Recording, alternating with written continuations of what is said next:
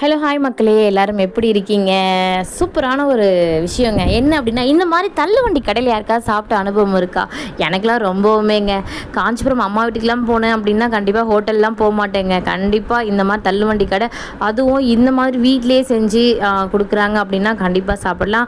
வடை பாருங்கள், நல்லா சூப்பரான மெதுவடை, சாம்பார், சட்னி, 3 இட்லி 1 வடை 20 ரூபாங்க. அவ்வளோதான். யாருங்க கொடுப்பா இந்த காலத்தில்? ஃபேமிலியாக உழைக்கிறாங்கங்க. ஹஸ்பண்ட், அம்மா, மாமியார், இந்த அக்காவோட அம்மா, குழந்தைங்க, ஃப்ரீ டைமில் குழந்தைங்க எல்லோரும் வருவாங்க போல்.